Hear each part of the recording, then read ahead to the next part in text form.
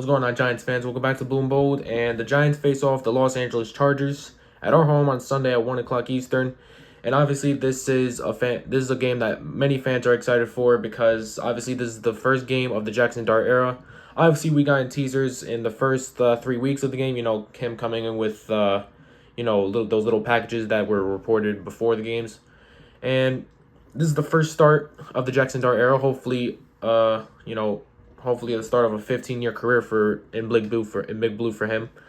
But obviously, I don't want this to be all about him. It is mostly going to be about him, but obviously we have a whole preview to go through. So starting off with the injury report, we have Chauncey Golston out.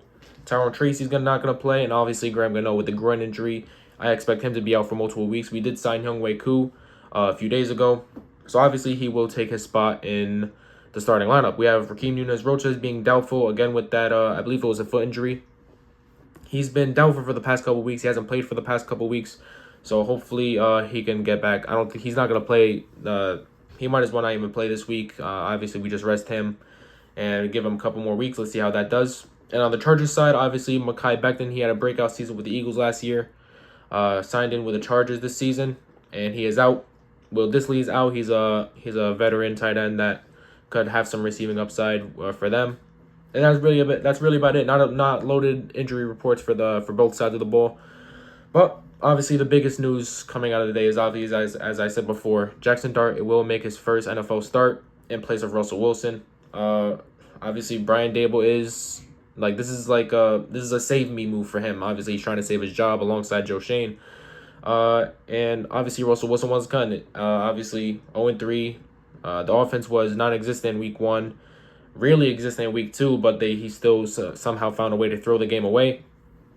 And then week 3 was another stale offensive performance from Russell Wilson. Obviously, I think he threw 2 picks, less than 200 yards or something like that. But yeah, Jaxson Dart, obviously he's going to make his first NFL start.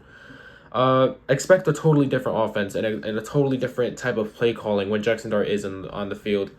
Obviously, with Russell Wilson, I guess their game plan was either deep shot or just check down with him. So obviously, Russell Wilson had no ability to see in the middle of the field. I guess his height, and then trying to look over the offensive line wasn't good enough for that, or he's just incapable of throwing it in the middle anyway. But Dart, he can attack all levels of the field. Obviously, we're looking for him to go deep. That's his best trait as a quarterback. But he could work the screen game really well. He has some RPO upside. That's why we've been bringing him in for these plays, here and there on the first 3 weeks, because obviously when he's in the game, it opens up the running game a lot more. So he could work the screen game really well. He's an RPO. He can do it all. He could also RPO really good. He loves to target the middle of the field. He loves to attack all phases of the field really.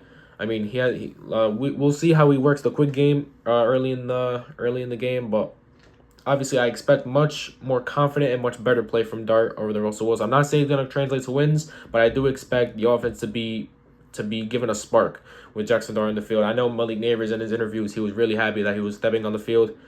Obviously, I don't there's a lot of Giants fans saying that he only cares about stats, but obviously you want the better QB to play, right? And as do I. And his first game as a Giant, he's gonna go up against almost unstoppable Chargers defense. Led by Khalil Mack and Derwin James. Their stats, I believe I have them right here. They're 3rd in points allowed with 16.7. They're 8th in rush yards allowed. They're 9th in pass yards allowed, and 6th in total yards. So they're really well balanced from all over the field.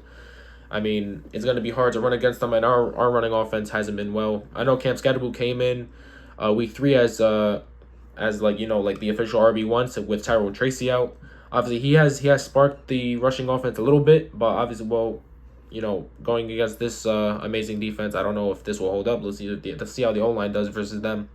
And offense, they're one of the best, if not the best, passing offense in the league, with Justin Herbert having an MVP-like season and Quentin Johnson having a breakout season. Who would have thought of that, right?